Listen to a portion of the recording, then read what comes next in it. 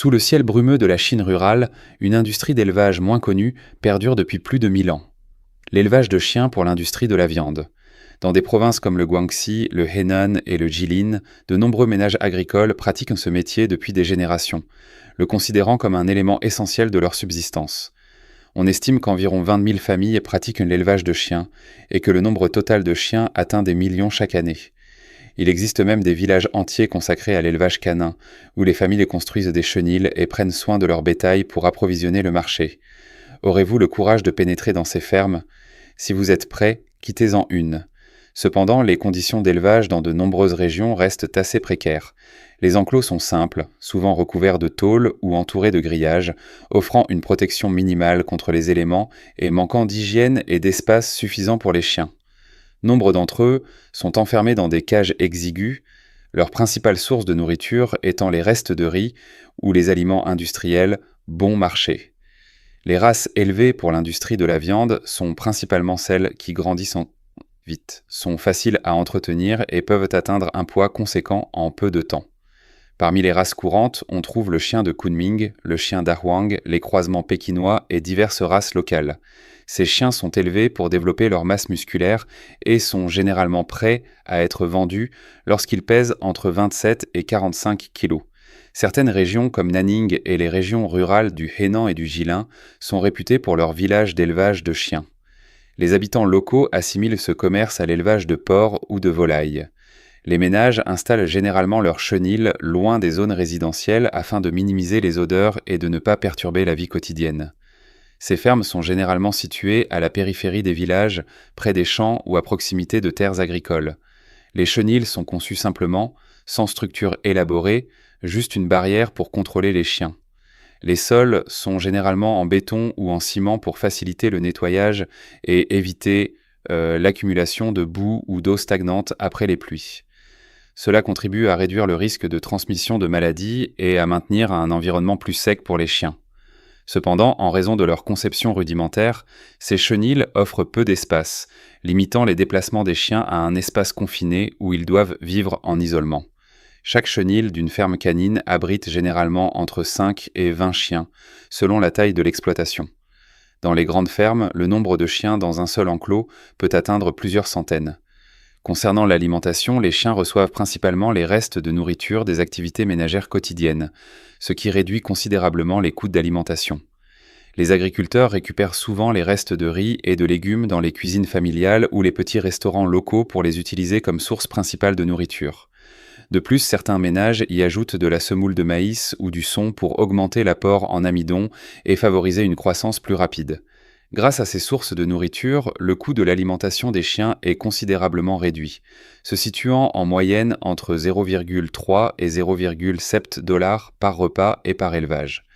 La viande de chien est un plat controversé, mais elle fait partie intégrante de la tradition culinaire de certaines régions de Chine. Bien que peu consommée à l'échelle nationale, certaines provinces comme le Guangxi, le Jilin, le Heilongjiang, le Henan et le Guizhou ont pour tradition de consommer de la viande de chien, notamment lors des fêtes ou en hiver, où l'on pense qu'elle aide à maintenir la température corporelle. La ville de Yulin est réputée pour son festival annuel de la viande de chien, où des milliers de plats sont préparés pour les visiteurs. On estime que la Chine consomme environ 10 millions de chiens chaque année, ce qui est en fait le plus grand marché de viande de chien au monde. On trouve des restaurants spécialisés dans la viande de chien dans plusieurs provinces.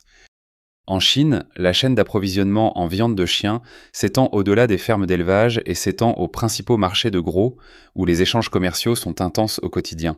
Une fois que les chiens atteignent le poids standard, ils sont transportés des villages d'élevage vers les grands marchés, principalement dans les provinces à forte demande comme le Guangxi, le Henan et le Jilin. Ces marchés constituent des plateformes commerciales clés où des centaines de commerçants et de restaurateurs se rassemblent pour sélectionner leurs produits, créant ainsi un marché dynamique et hautement commercialisé. Opérant à grande échelle, ces marchés de gros voient des milliers de chiens échangés chaque jour. Les acheteurs préfèrent souvent sélectionner des chiens vivants pour garantir leur qualité avant de les transporter vers les usines de transformation ou les restaurants. Les prix de ce type de produits varient selon la région et la saison, mais globalement le secteur génère des profits importants pour les commerçants. Un chien adulte peut se vendre entre 70 et 140 $ environ. Avec des millions de chiens consommés chaque année, la valeur totale de l'industrie de la viande canine en Chine peut atteindre des milliards de dollars. Si ce chiffre vous surprend, n'hésitez pas à laisser un commentaire. Outre l'élevage de chiens pour l'industrie de la viande, la Chine a également développé des modèles d'élevage pour divers autres animaux ayant la même finalité. Ces exploitations répondent non seulement à la demande intérieure, mais s'intègrent également à un marché alimentaire plus vaste, où certains animaux, communément gardés comme animaux de compagnie à l'étranger, sont largement utilisés comme source de nourriture. Passons maintenant à une section très spéciale consacrée aux chiens, les vérités cachées sur les chiens. Les chiens sont les fidèles compagnons des humains depuis des millénaires, mais de nombreuses vérités fascinantes à leur sujet demeurent largement méconnues. De leur sens extraordinaire à leur profonde intelligence émotionnelle, les chiens sont bien plus complexes qu'on ne le pense souvent. Explorons quelques-uns des faits les plus fascinants sur nos amis à quatre pattes. Les chiens peuvent détecter les maladies. Les chiens possèdent un odorat exceptionnel, leur permettant de détecter certaines maladies chez l'homme. Des recherches ont montré qu'ils peuvent détecter différents types de cancers, le diabète et même des crises d'épilepsie imminentes. Ils peuvent détecter les subtiles modifications chimiques du corps humain qui indiquent une maladie. D'ailleurs, certains établissements médicaux entraînent désormais des chiens à la détection précoce des maladies, ce qui pourrait révolutionner notre façon de diagnostiquer les problèmes de santé. Ensuite, les chiens ressentent des émotions similaires à celles des humains. Beaucoup pensent que les chiens ne ressentent que des émotions basiques comme le bonheur et la peur, mais la science suggère le contraire. Les chiens peuvent ressentir des émotions complexes comme la jalousie, l'empathie et même le stress. Des études ont démontré que les chiens peuvent reconnaître différentes expressions faciales humaines et réagir en conséquence.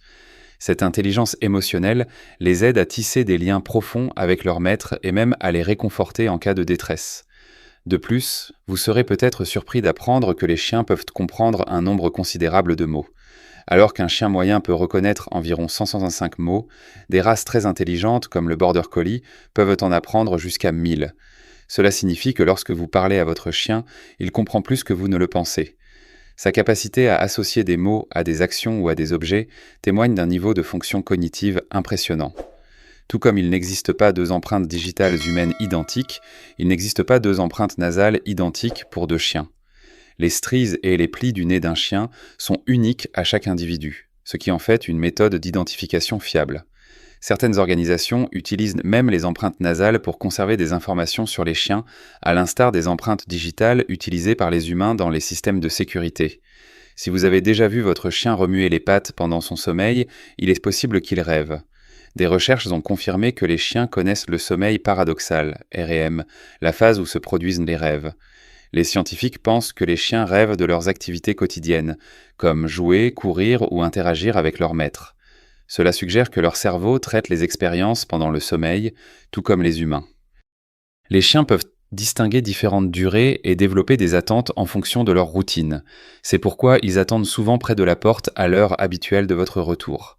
Ils réagissent également différemment selon la durée de l'absence de leur maître. Certaines études suggèrent que les chiens se fient aux indices olfactifs pour estimer le temps qui passe, car les odeurs humaines dans la maison s'estompent à un rythme prévisible. Tout comme les humains, chaque chien a sa propre personnalité. Certains chiens sont naturellement extravertis et joueurs, tandis que d'autres peuvent être réservés et indépendants.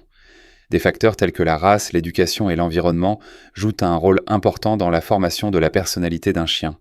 Comprendre le tempérament de votre chien permet de lui prodiguer les soins et l'éducation les mieux adaptés à ses besoins. Les chiens sont particulièrement sensibles aux émotions de leur maître. Si vous êtes stressé, anxieux ou triste, votre chien peut commencer à exprimer des émotions similaires. Ce phénomène est appelé contagion émotionnelle. Les chiens reproduisent les états émotionnels de leur entourage.